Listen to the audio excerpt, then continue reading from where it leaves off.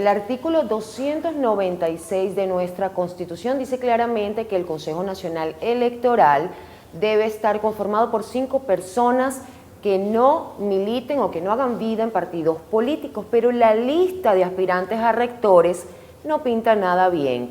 Hay militantes del partido de gobierno, pero también sancionados y personas señaladas de cometer presuntas violaciones a los derechos humanos. Hoy en Cara a Cara conversamos con Eustoquio Contreras, ex diputado de la Asamblea Nacional de nuestro país y también ex militante del Partido Socialista Unido de Venezuela. ¿Cómo está?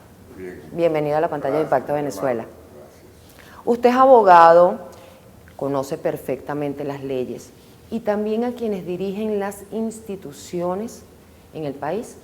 Entonces, ¿cómo entender que puede haber un escenario hipotético de adelanto de elecciones presidenciales? Y también entiendo que usted ahora forma parte de un movimiento de independencia de Venezuela y acudió al Tribunal Supremo de Justicia para solicitar una interpretación de, digamos, el artículo de la Constitución que lo rige también. Gracias. Mira, primero una precisión. Yo no fui militante del PSUV.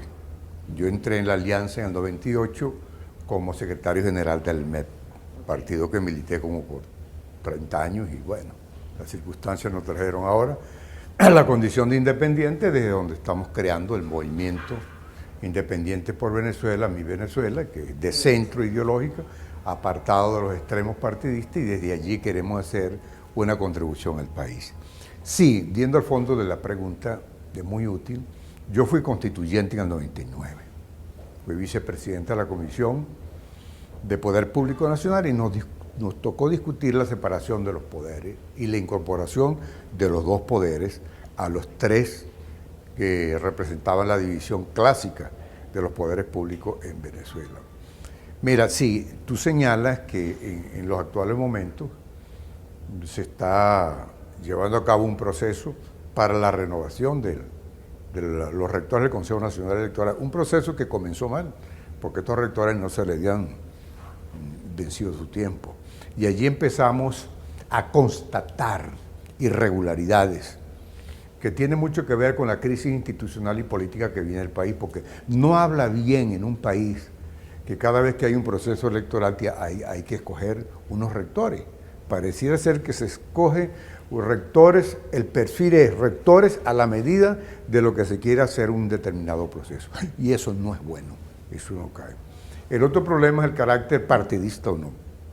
Ahí vamos a encontrar una flagrante violación a la Constitución. Desde luego que estamos en un proceso no acabado y podría corregirse cosas de aquí a allá, pero estamos viendo ya en la secuencia de los hechos y el comportamiento político hacia dónde se dirige esto.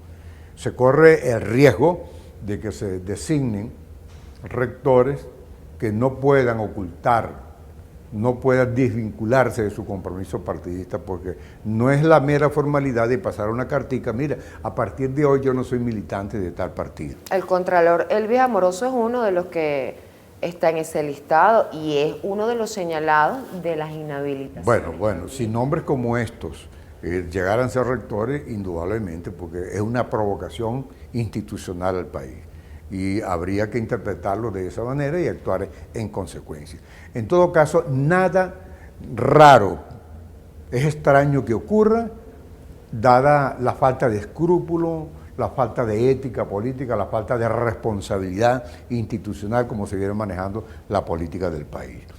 Visto eso, ligado a algo, un aspecto que tiene tu pregunta, se habla también como parte de las irregularidades, la crisis que vive el país, del adelanto de elecciones presidenciales. Yo, además de abogado, por haber sido miembro de la Asamblea Nacional Constituyente en 99, estoy doblemente comprometido moralmente a pedir una interpretación a la Sala Constitucional del artículo 231 que rige para los procesos electorales presidenciales. El problema está en que allí hay un gran vacío. Si se adelantan las elecciones, ¿bajo qué pretexto? Y hablamos de adelanto porque el atraso sí es susceptible que ocurra producto de una situación sobrevenida, pero el adelanto de unas elecciones es producto de una intención, de un propósito, que hay tiempo para... Y la pueden generar. No, no, a mi juicio no. Los acuerdos políticos para establecer cambios de la Constitución, pero no para violarlos. ¿Qué puede pasar si adelantan las elecciones presidenciales por... O a 3 niveles, porque también se habla de que pueden meter alcaldes y gobernadores incluso? Bueno, eso haría más grave la situación, pero si resolvemos el problema presidencial, que es el más emblemático por aplicación de interpretación extensiva de la doctrina que siente la decisión de la sala, si es que responden a lo que hemos solicitado, quedaría resuelto el resto de la situación. El caso es que si se adelantan las elecciones presidenciales por 6 meses, imagínate tú qué es lo que puede pasar. Uno, también se adelanta el tiempo para la juramentación. Actualmente la tradición te dice que cerca de diciembre se hacen las elecciones para que el 10 de enero asuma el periodo, el primer año del periodo de 6. Pero lo que quiere decir que hay una relación temporal entre el momento de la elección y el momento de la juramentación y la toma de posesión. Si estos dos actos se adelantan, entonces se viola la Constitución porque se adelantaría. Es decir, no se permitiría que se cumplan los 6 años que establece la Constitución. Pero Nicolás Maduro siempre lo ha hecho. No, pero hay algo grave, hay algo más grave todavía. Si la interpretación es, en el mismo supuesto que se adelantan las elecciones por 6 meses, que lo que priva para establecer los 6 años es la juramentación, entonces tendríamos que se elige un presidente 6 meses antes y se va a juramentar después. Entonces tendríamos 2 presidentes, uno electo y uno en ejercicio. Y eso es muy grave. Tú tienes razón, en el 2018 hubo una situación, eso se dejó pasar, pero tú sabes por qué no hizo crisis. Porque el presidente de la República que resultó electo es el mismo que venía ejerciendo la presidencia. Y no hubo ese reclamo, pues, y pasó inadvertido, que fue un error de todos nosotros, que siempre habrá una oportunidad para corregirlo y ya lo que queremos. Pero esta vez todo indica que no será así. Pareciera ser que Maduro no tiene la posibilidad de retener en la reelección la presidencia de la República. Y si esa hipótesis se confirma, quien salga electo va a querer asumir la posición y se le presentaría un gravísimo problema al país, con ribete de posible violencia política, si es que no tenemos institucionalmente resuelto el problema. Cada vez que hay elecciones, y esto se lo pregunto a todos los protagonistas del acontecer nacional, hay inhabilitaciones, sobre todo contra opositores, pero también secuestros de siglas de partidos, y si sigo, no termino nunca, porque cada vez que que el chavismo siente que le están respirando en la nuca, pues buscan la manera de sacarlos del tablero político de alguna manera. Entonces, ¿cómo salir de este atolladero? Mira, yo no sé por qué se ha incorporado ese tema que la gente dice, bueno, el mecanismo electoral, institucional y democrático, pero es que no hay otro. Esa es la vía.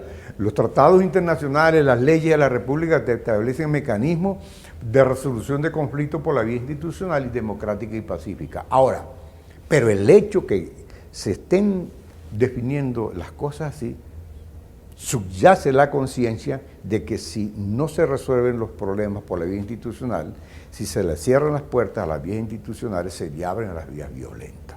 ¿Por qué te digo esto a propósito de tu pregunta?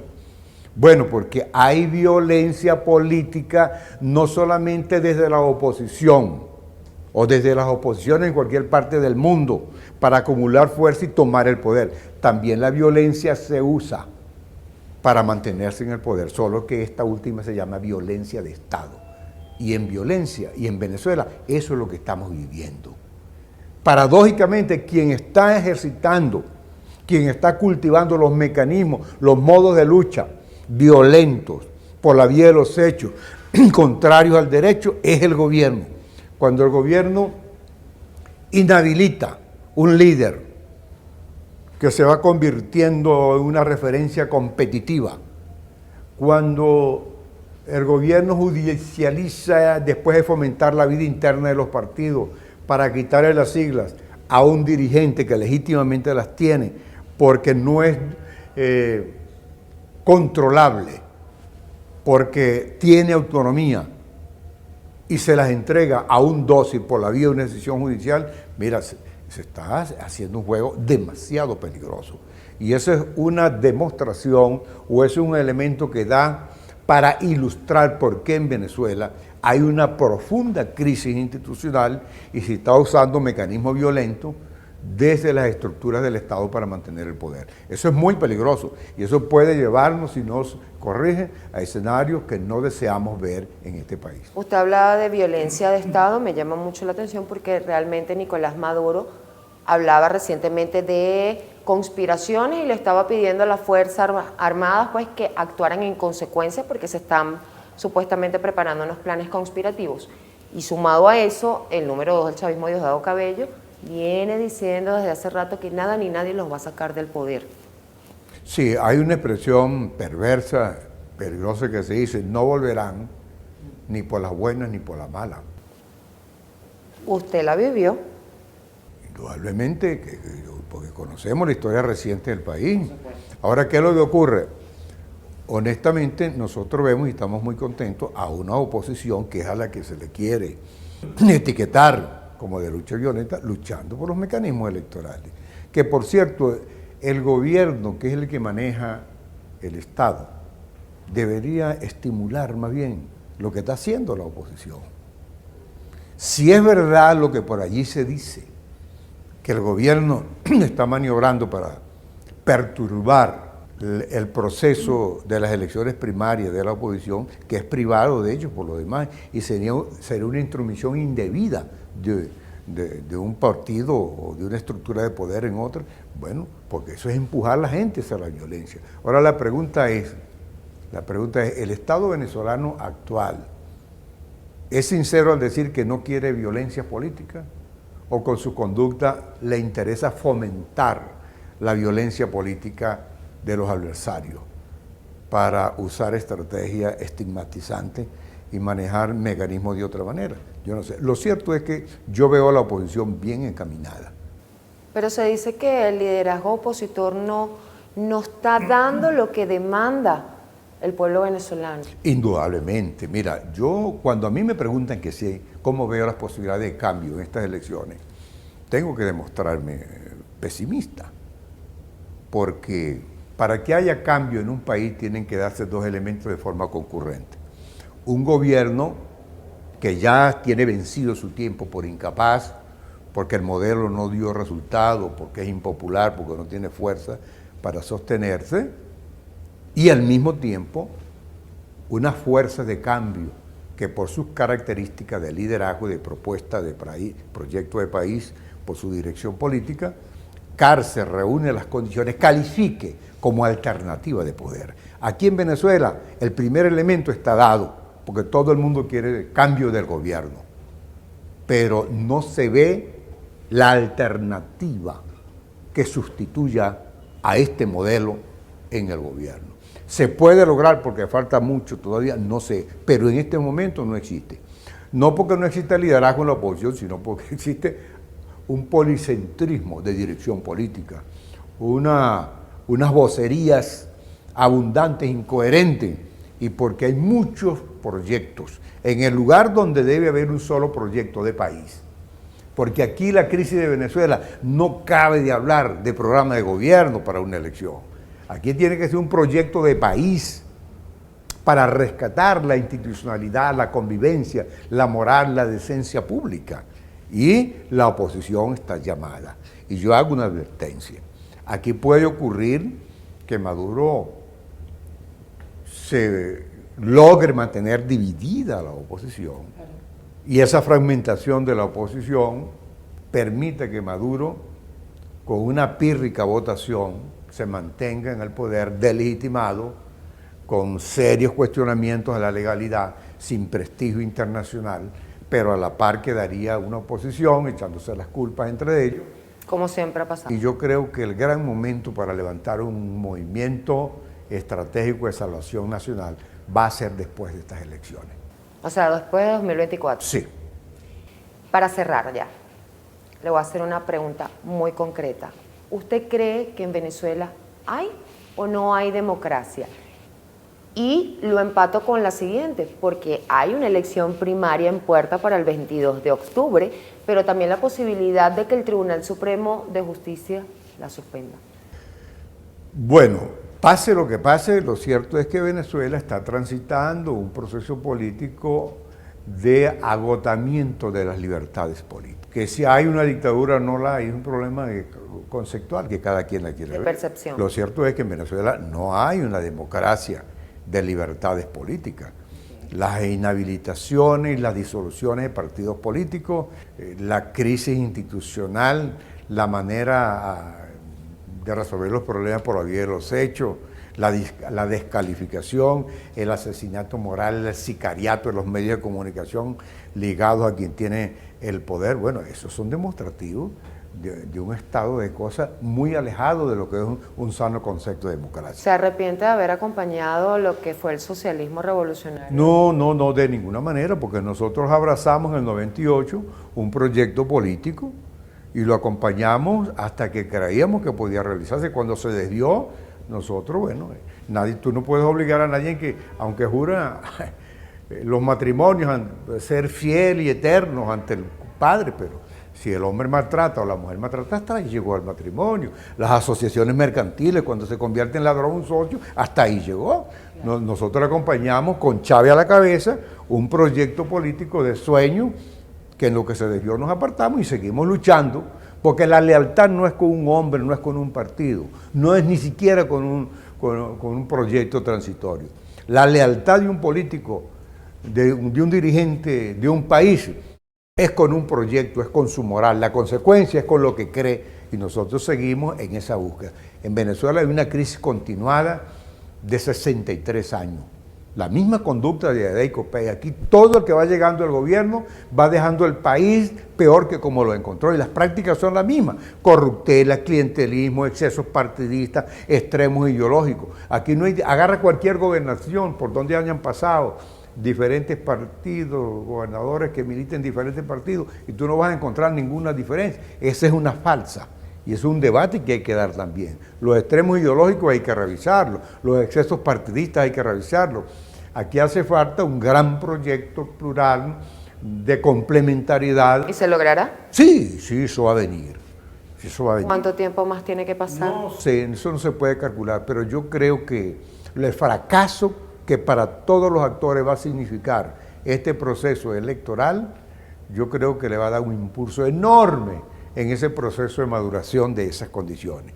Yo creo que Venezuela está muy cerca de sortear una gran salida democrática para rescatar la institucionalidad, la decencia, la productividad. A Venezuela no lo quiere nadie en la comunidad internacional.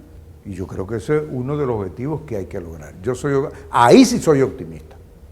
Este país tiene que quitarse las amarras de la dependencia partidista, del clientelismo. Tiene que asumir la vergüenza, hay que rescatar la dignidad de las mujeres y los hombres que están en función política, de conducción de Estado. Y yo creo que aquí hay condiciones para eso, porque esta manera de hacer política no ha dado resultado y el país lo está negando. Mira, ahorita la militancia, ningún partido está en condiciones de imponer una disciplina para mantener sus bases militantes abrazando un ideal que sabe a todas luces que no le conviene ni al país, ni a la familia, ni a las individualidades que formamos esta nación. Y eso es un proceso de aprendizaje. Y el país ha madurado, lo que no tenemos es dirigentes. Pero el país está enterito. Lo que falta es dirigentes y van a aparecer. Doctor, muchísimas gracias por acompañarme en un espacio sin censura donde todos son bienvenidos. Queremos escucharlos a todos y seguimos insistiendo en que los que gobiernan actualmente también acepten venir a cara por Impacto Venezuela. A mi audiencia también muchas gracias por acompañarme cada domingo. Recuerden que para mantenerse bien informados, busquen Impacto Venezuela en todas las plataformas digitales. Soy Mildred Manrique y nos vemos en una próxima entrega.